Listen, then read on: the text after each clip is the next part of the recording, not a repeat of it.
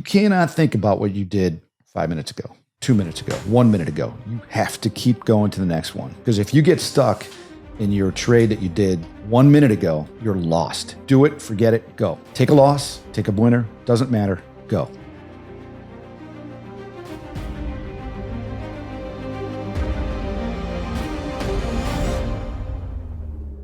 So we'll get to the hairy parts of this whole thing. You know, the trading floor is like a microcosm of the world. It shows the best and worst of mankind, and I learned a lot about it. There's a lot in my book about the trading floor. Money brings out the best and worst in people, and the worst is way worse than the good is good.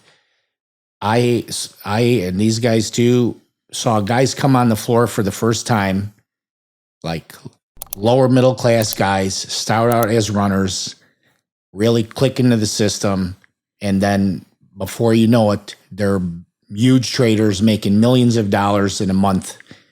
Completely forgot where they come from. A lot of them blowing out, right? Getting too cocky and blowing out. It's like, dude, you came from nothing. You came from a lower middle class neighborhood. How could you forget about that and become this and then become a complete asshole? Or an asshole to the point where your ego gets so big that you think you're infallible. Very interesting how money does that to people. Money's super corrupting. Right. I mean, it was in plain sight often. And a lot of those guys we know, when the floor ended, they lost everything. I mean, tens of millions of dollars. I don't mind that I'm still working. I know you guys don't mind that you're still working. We didn't do some of the things that were done down there. Everybody was trying to get the edge on everybody. And I was just talking to Andy about this yesterday. You know, you always got to pay attention to what's happening in the pit. You got to watch all the movements. You got to watch the boards and see what's trading in other parts of the world and in other marketplaces. You got to watch the interactions between the clerks and brokers. You got to watch what kind of positions the locals are putting on. You have to pay attention to every little microscopic detail, right? So we're all doing that with each other because we all want an edge on each other. It's very competitive. And we had a guy in our pit, he was a trader, and he was outstanding at that. You know, he'd watch, Andy come into the pit and whisper in my ear, right? Because we had to cover our mouths because we didn't want anyone to be able to read, like, how many is he buying? How many is he selling? What would often happen in that regard is the other clerks might have seen that order and they're immediately telling their brokers, if you got a tick, this is there. So and it happens like that. This guy got so good at it, and he'd front run orders. So Andy and I developed a system.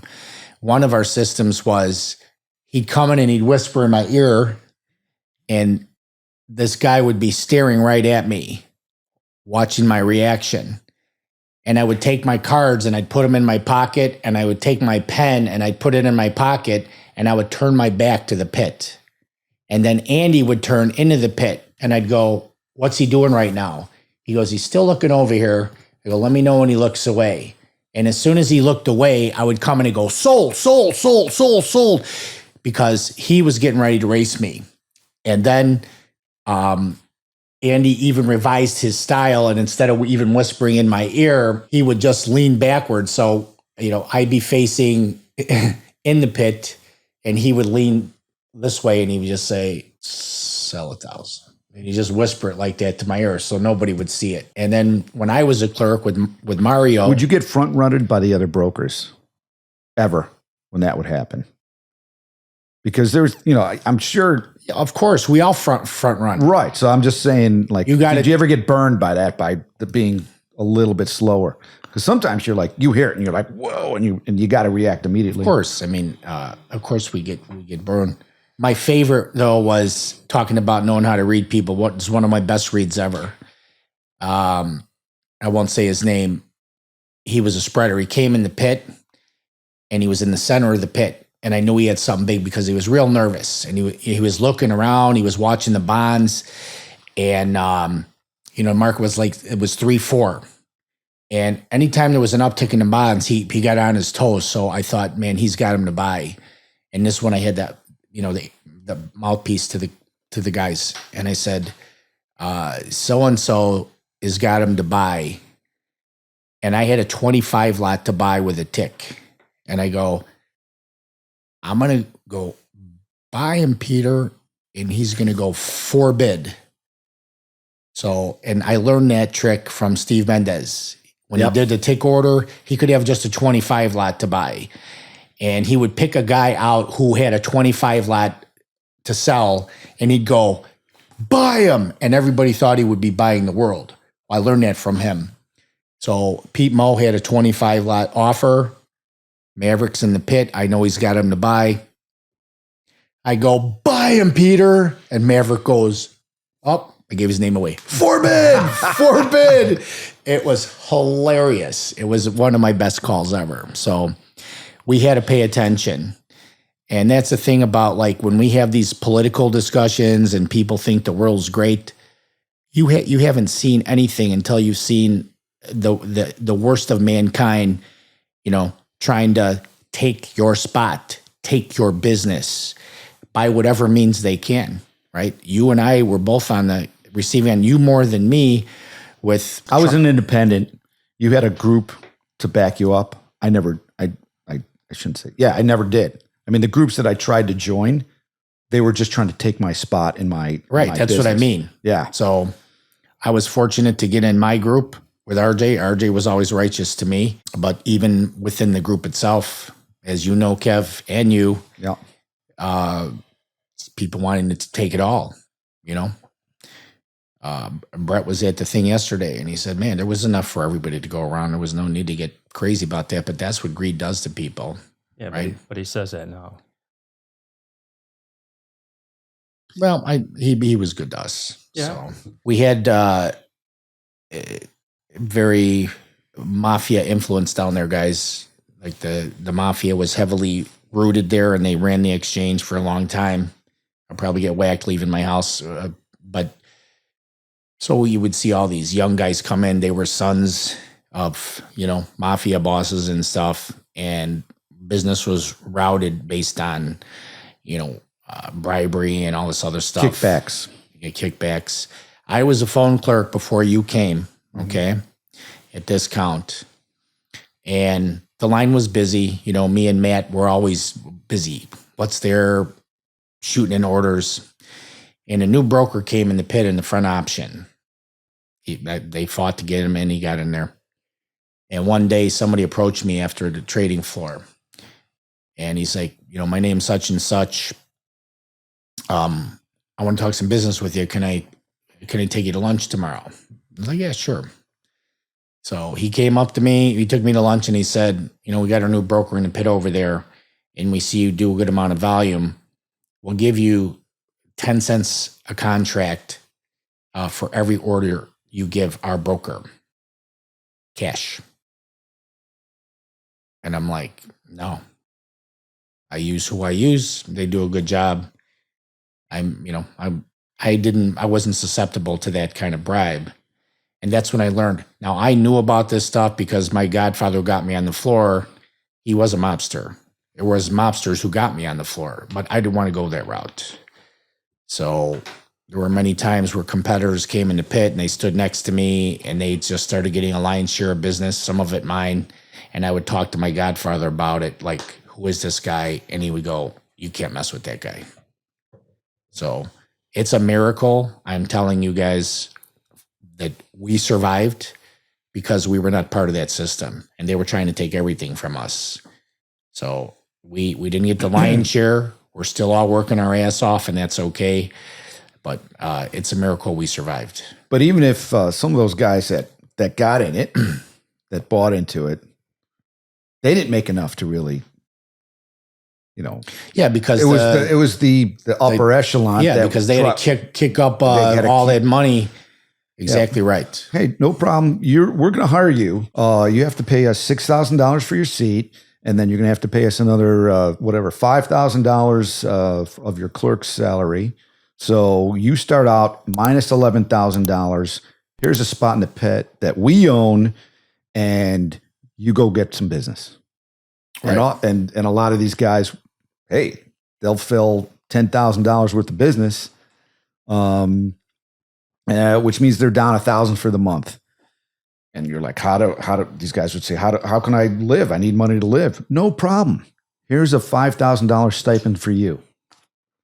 And they would just get further and further behind until finally they started making money, but they're basically indentured servants. Right. So I just talked with one of my friends yesterday about two of my friends yesterday about the crime family stuff. Because yesterday was Dorothy's thing, and a lot of my floor friends came. You were there. Yep. And my one buddy said he remembered trying to get out of the group. Like, I'm done with you guys. Yep. And he goes, they put a pistol on the table. It was like at the pistol treatment. I'm like, I never knew that. He goes, oh, yeah. He goes, I don't want to name any names, but I'm pretty sure I know who it is. I told him to fuck off. No. So, and many people I've met through my real estate business that become clients telling me stories about boxes of cash going up to the heads of the desks and stuff like that. We had someone, I'm not going to name names, that we thought he was a very good, loyal friend to us. And then certainly to you more so than myself. And all of a sudden, when he gets one of these offers, you're not getting any business. I thought we were friends. I thought, you thought I was good. No, it doesn't matter. You're nobody all of a sudden. And you know the backstory, but I'll just say it as a reminder. Our company broke up. Phil and I worked for a company, and the company broke up. So we tried to stay in the pits and make our own business and be our own entities.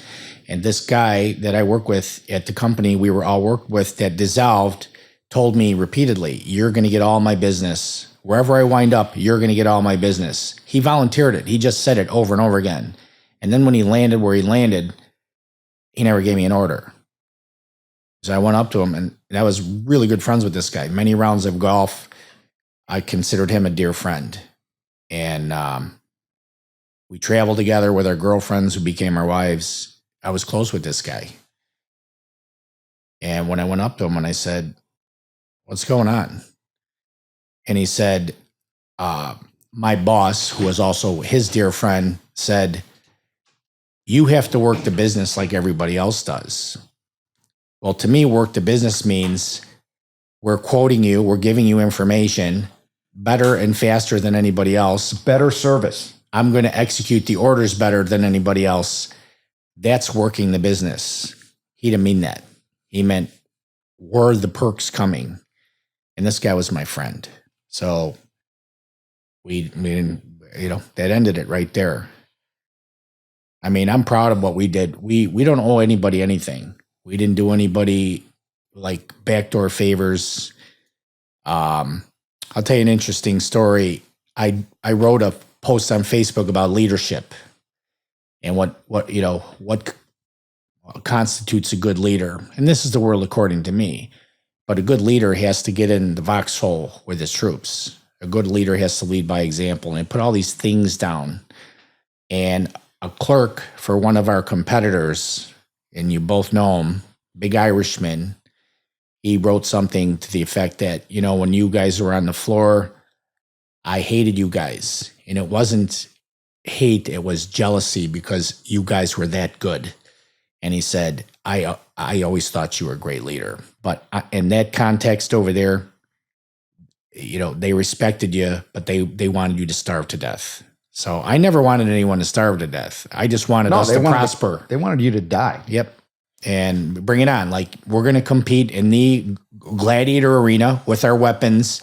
It's just like Gladiator, right? They don't want him to win, so they got the tigers coming out, and they only let the tigers come out when Maximus is right there. Like, it wasn't real competition, but we competed in a real way, and we were able to survive, and thrive. We didn't do it to the level that those guys did, but we didn't play the game that way, and I'm happy about that. I'm proud about that. I was told to my face, as small starting broker in the pit, I'm going to destroy you. You're going to wish you never came on the floor. That's what was told to me. Actually, I'll say who it is. It was Steve Mendez. He tried to crush me. I was part of his group. And going back to the discount days, discount closes. You had your spot I had my spot, and Ronnie had his spot. Ronnie was the head broker at the time at Discount. So, well, I ended up putting money together for my own T-bill to start being a broker, and it was a primo spot.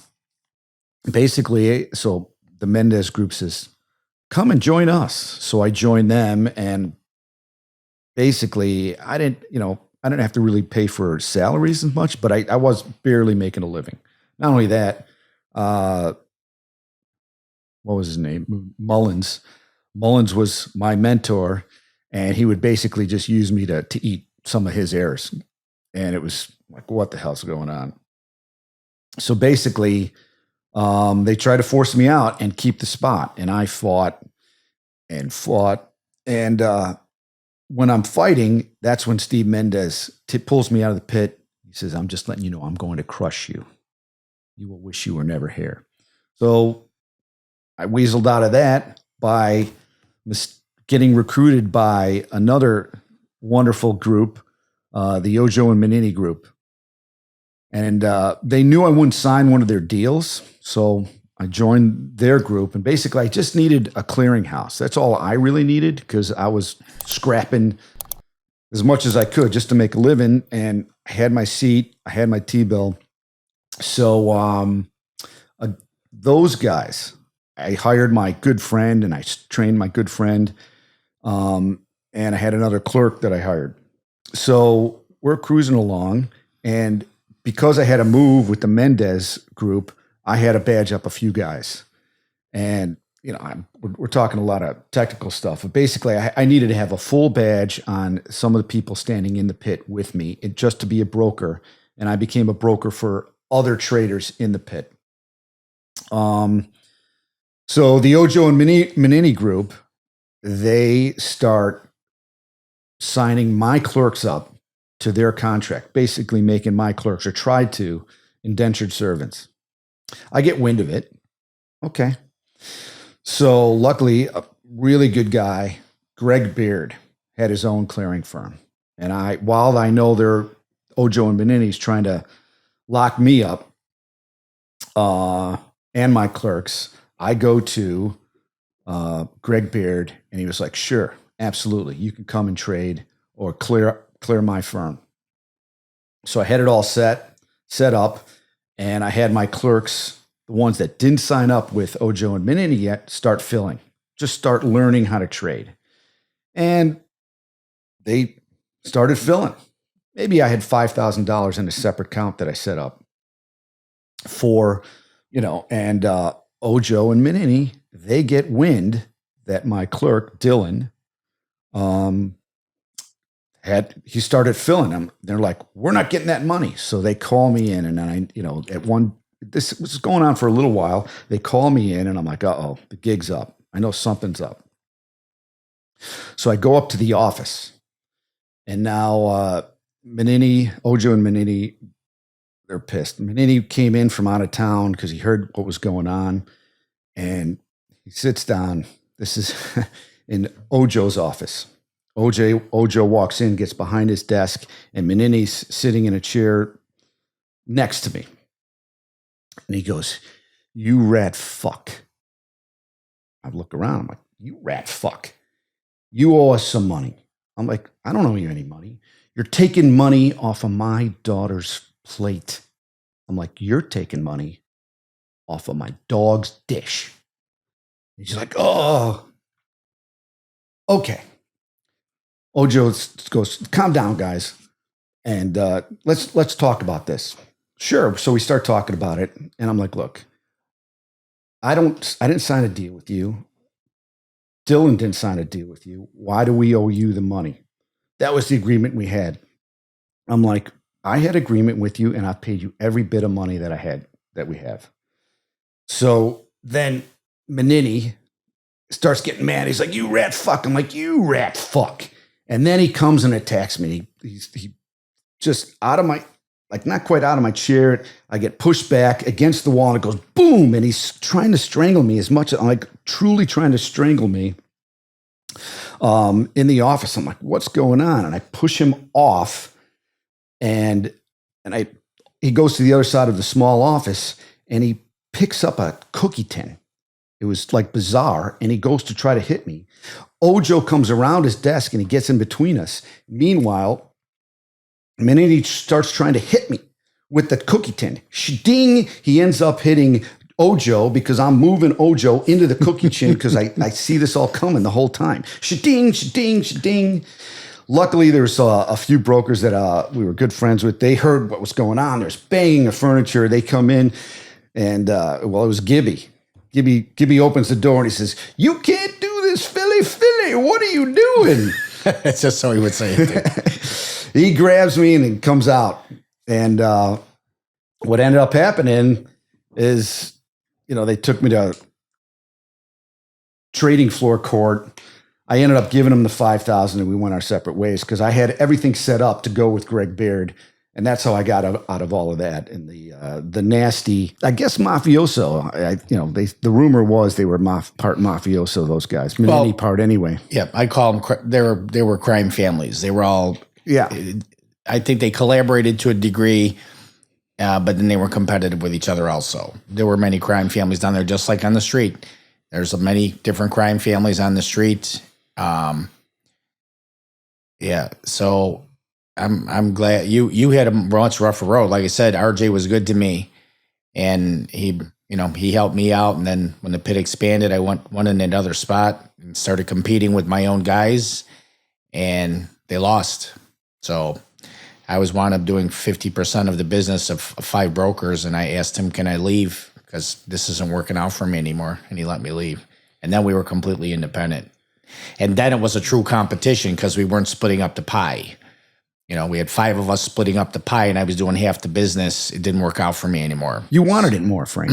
Basically, you had that attitude in the gym. You had it in the pit. You always had it. You wanted it. You were determined. And those guys were just like, "We're rich. We're good. I have my partners to lean on." Because they forced you into that situation, you wanted it, and you worked your ass off, which was awesome. Everything worked out the way it worked out good for us. We walked out of there with our heads held high. So I'm proud of that. Well, not walked out not knowing anybody. Yep. But what a crazy thing. And right near the end, this is one of the most profound stories. We had a clerk who was, for our group, he was really good, but he was problematic. He had a lot of addictions and stuff, but he was high capacity. And he was the master of smoke and mirrors. He was a liar. I'm going to say he's a liar. And this is how I summarize him. Of all the people I've known in my life, which is a lot of people, and I've known a lot of bad people, this guy is number 1 without fail. Is he still alive, Frank? I have no idea. Okay. He basically told our group, "I want to be a partner. And if you're not a partner with me, I'm going to leave." And we didn't make him a partner. So he had already talked with all of our customers and made up these stories about how unfair we were. God only knows what he said.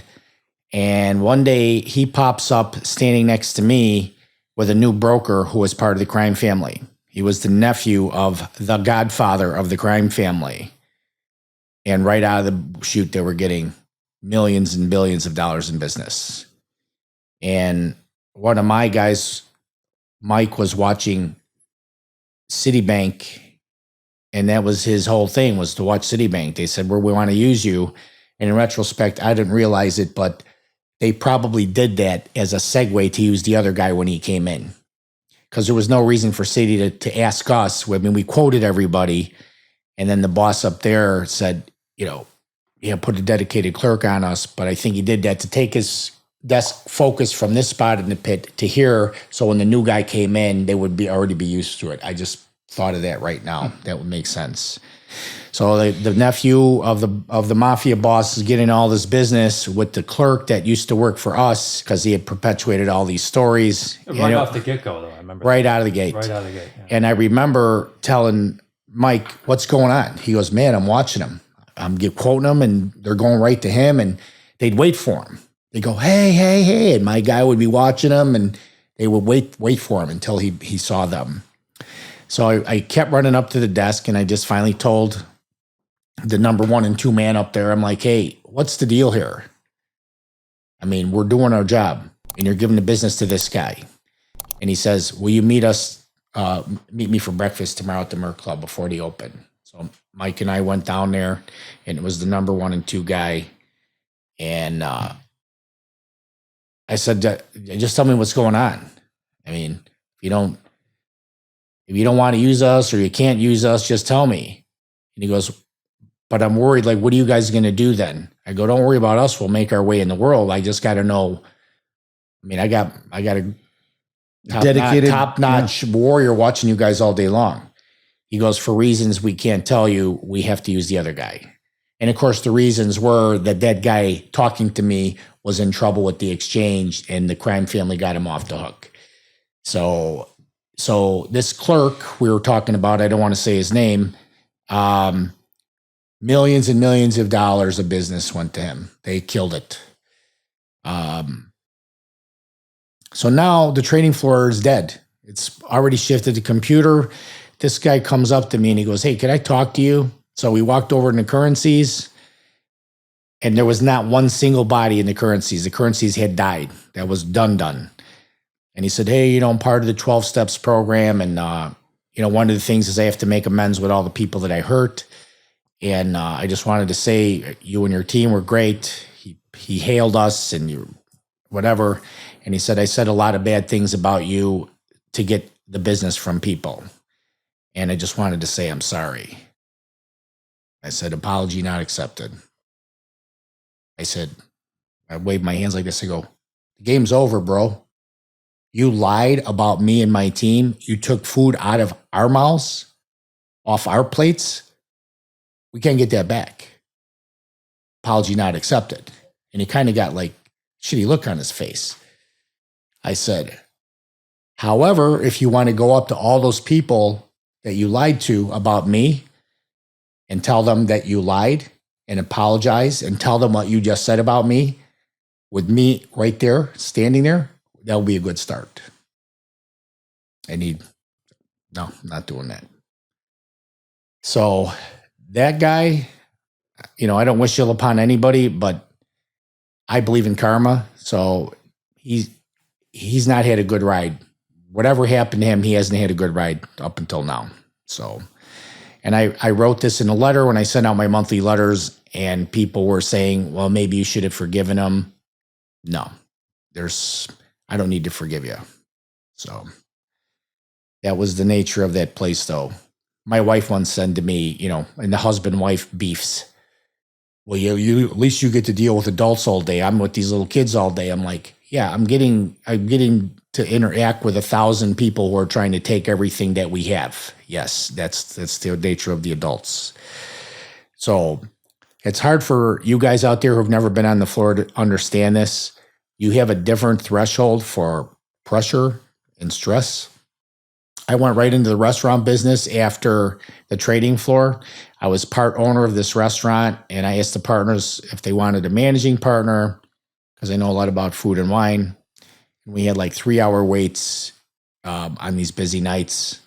And I used to do the pre-shift. So the pre-shift is the crew gets together and we talk about the menu, and the chefs will go what stuff they were putting on the menu. And I'll be like, let's work on the following things today. And this lady, I was 40 at the time. She was 50. She raised her hand. She goes, can I ask you a question?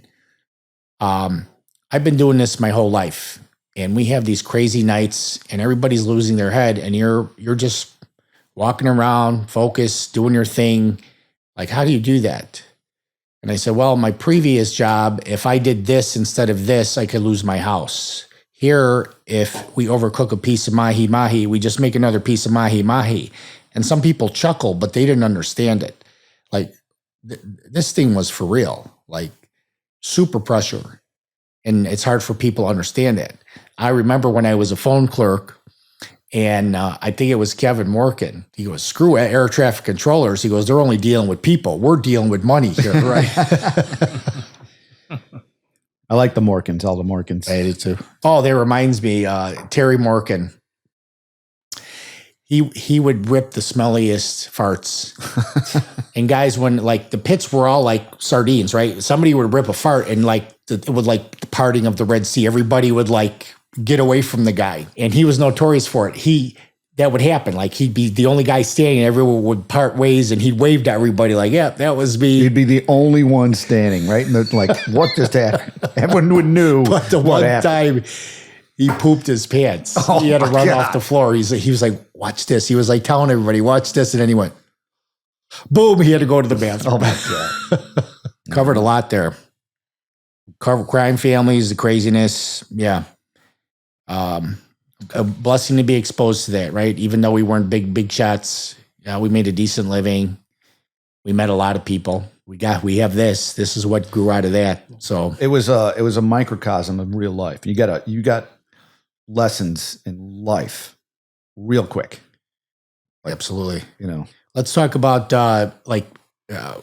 real quick about errors. The biggest error I ever had was on 9/11. 9/11 was crazy. When the airplanes were hitting the buildings, the markets usually they move orderly. They'll like the school of fish to go this way, up, down. But these were like fragments were everywhere, and it was real hard to survive. And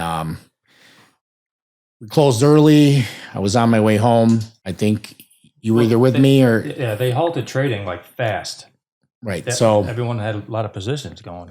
and I got a call from JR at 5:05, and he says, "Hey, we have this 200 lot sale at 77." I go, "Yeah, I filled that." He goes, "We canceled it when you had 100 done." So I call up Andy right away. I go, "Hey, you know that order 200 at 77?" He goes, "Yeah, we had 100 done, and I canceled the balance." I'm like, "Well, I filled that."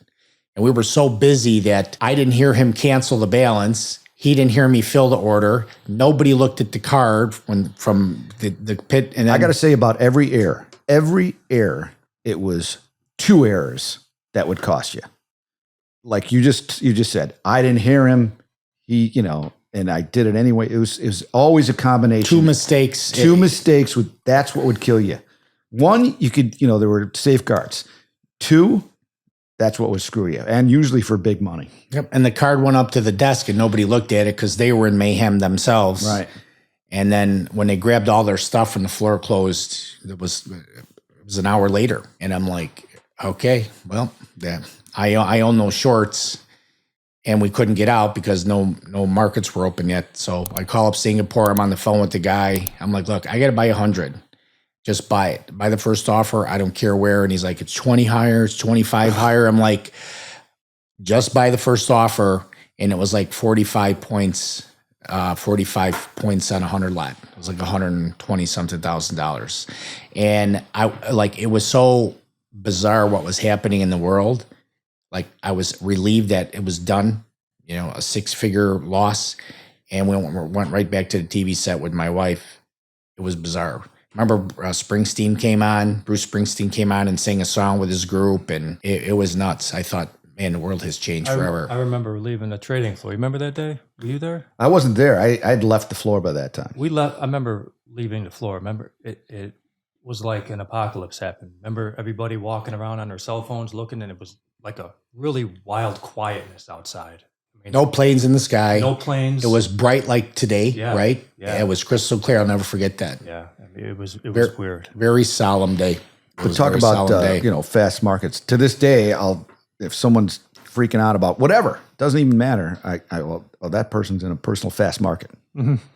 Right. It's just a great term that I'll never not use because there's always someone. And I can tell you, I never had something 6 figures, but definitely was an unemployment day. And, a good day was maybe 10,000 contracts. That's a good day for me. Really, really good day. Typically, I'd be doing 5,000, 3,000 a day. And at that time, you're getting paid pretty good money. So it was an unemployment day. And I was in a fast market from 7:20 to 2. I didn't leave the floor, sweating my butt off. And of course, I had an error. I didn't even know about it. It was with one of the biggest women traders, Marjorie. Mm-hmm. Also a good person, great person. And I didn't know about it. I literally filled 32,000 contracts. And the stuff I would In do one day. in one day, and For us, that I never even filled that much. That's a huge day. but it wasn't like 5,000 lots, 500 lots. It wasn't 100 lots. It was 50 lots, 25 lots. I mean, it was just a crazy day. And I was pretty clean, except for one big order, and that cost me $32,000.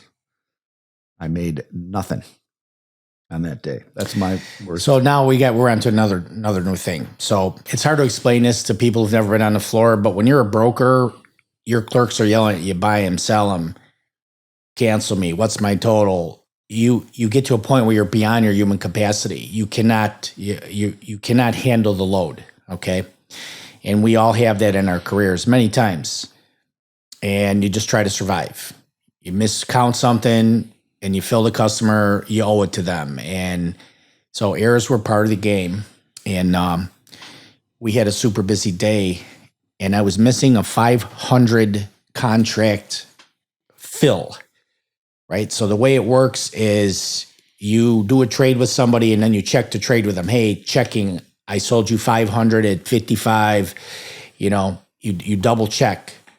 Well, we were so busy, I had a card and it had the price and the quantity on it, but no opposite broker or trader. I didn't know who I did it with. So I didn't know who to check it with. And the trade was not, and then Kevin would go out into the world to trade check all my trades. Again, it was a redundancy. And I said, dude, find this trade. I need this 500 lot. Find it. It was like $250,000. And I remember being outside the pit at like 1 something when we closed at 2. And I'm like, yeah, I'm out this 500 lot. What should I do? He's like, what the hell? I mean, we're cover it. And I went back in the pit and I was in heavy contemplation, like how much money I was going to lose. And you gave me the eyeball. You were in the pit and you're like, you gave me that little stoic. I go, 500? Yeah. I go, who was it? And you pointed to a Rundle. It was a Rundle. Yeah. He was too busy. He would rock and roll. He was huge. Oh yeah, he was huge. And his clerk was so buried because trying to figure out his positions and everything. And when he got caught up, it was like I told him, I said, we need to go through this. Yep. Thank God. And one of my favorite being overwhelmed stories was we hadn't opened yet, and Andy turned in. He goes, Don O'Neill's got serious stuff to do because he was reading Don's face. And Don's like, watch me. So he gives me a whole stack of sales for Don. They were all odd quantities, like 333, 177, He says, just sell them. Work them how you want to work them. Sell them. So market opens and I went ding, ding, sold. And he's like, what have I done? I go, I filled everything at 7. He's like, all right, are you okay? I'm like, yeah. He goes, sell 1,500. Sold. And market's going down. And he's like, you okay? I go, yeah. And he did about 10 reloads in compact time. The fact that he said to you, are you okay? That is awesome as a broker, because I would get stuff and they don't care if you're okay. Am I filled? That's it. But for someone, that's awesome that he said, are you okay?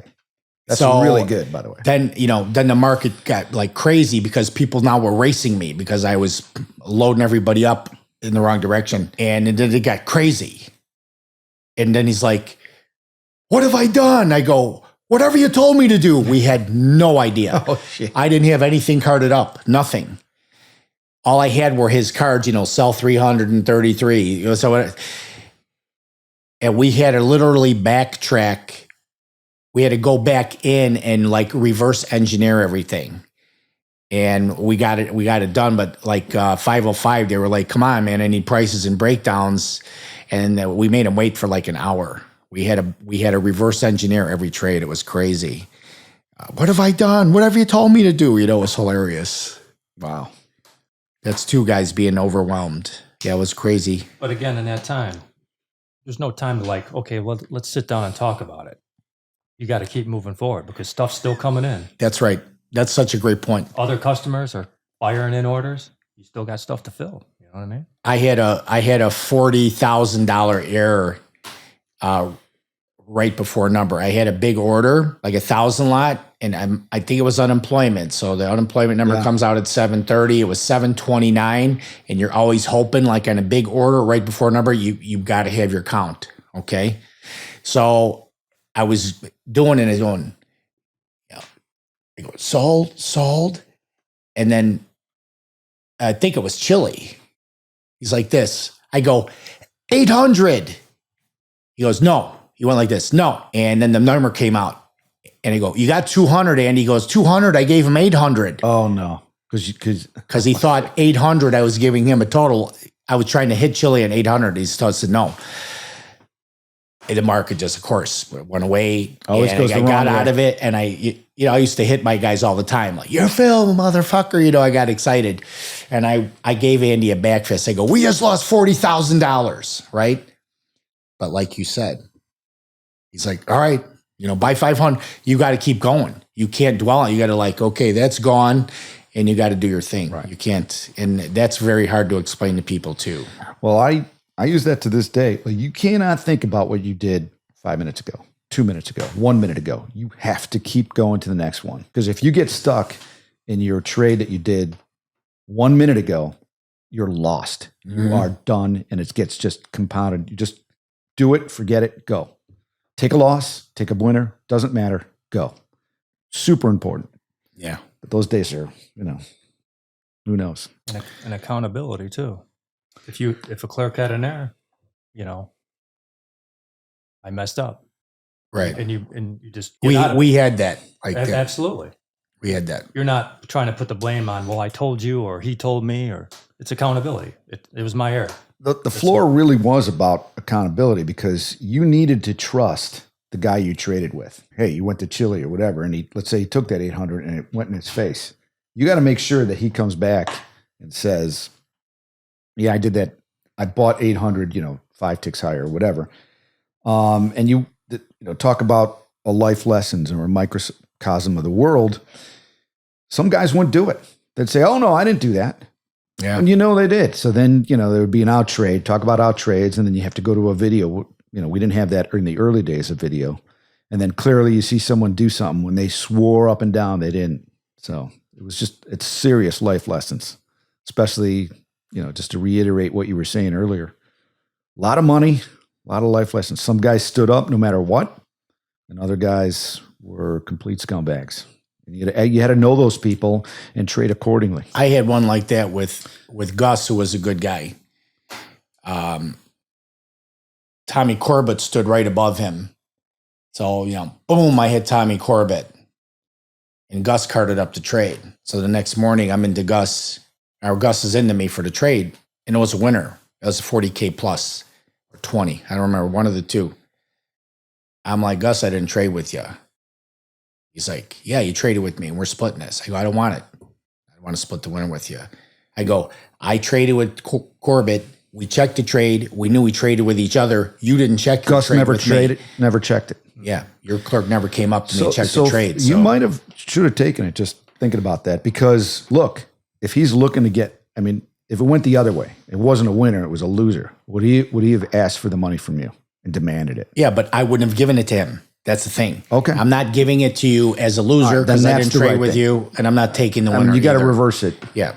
But that's a really good point. Again, you guys out there in TV land who don't know anything about the trading floor, imagine having a job where if you make a mistake, in an easy scenario, you don't get paid for your day's work. You work a whole work day for nothing. But imagine like you work a whole work day and the next 50 work days, you're working to pay off the mistake you made today. Like that is how it went down there. If you survived. Right, if you survive. A lot of people, they blew out. We call it blowout. They lost everything in a day.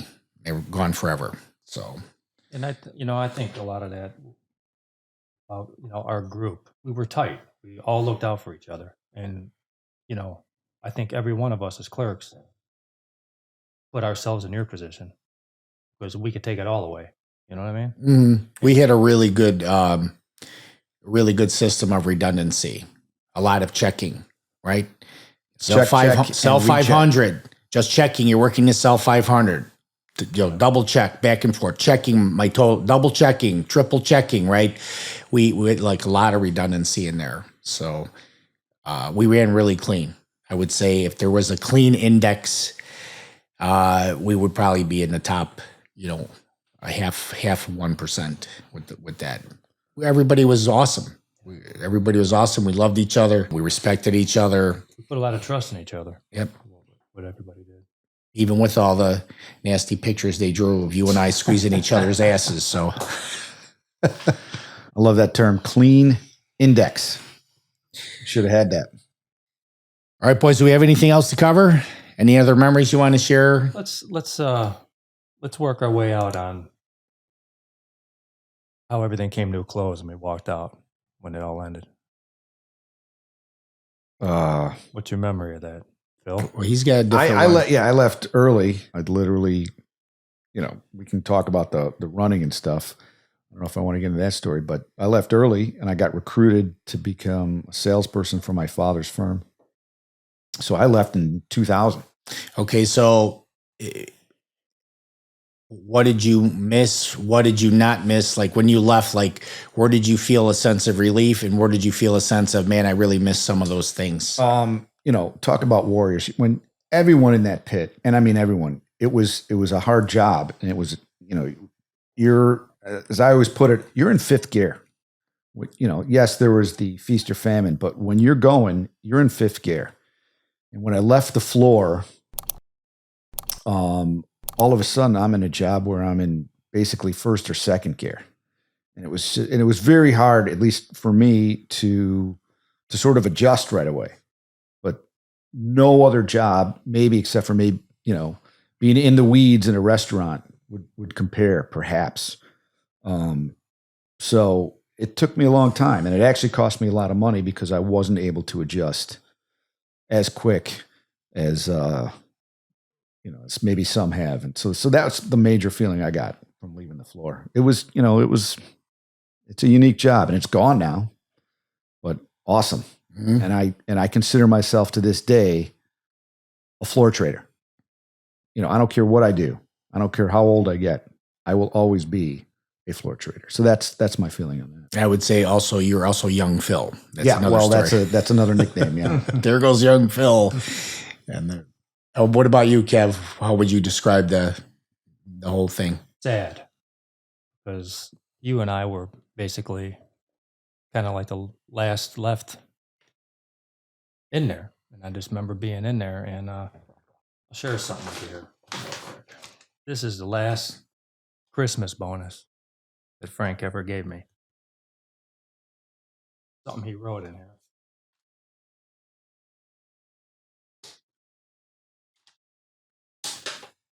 It's awesome. It says, bro, I don't have to tell you how the money tides have changed.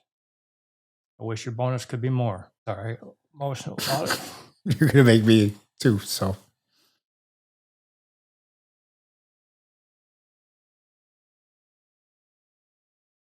Sorry, guys.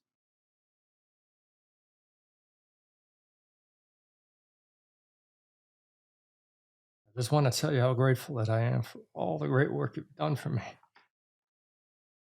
In the end, you and I will be the only ones left in the foxhole. Strength and honor till death. Happy holidays. Love you, my brother. It's awesome.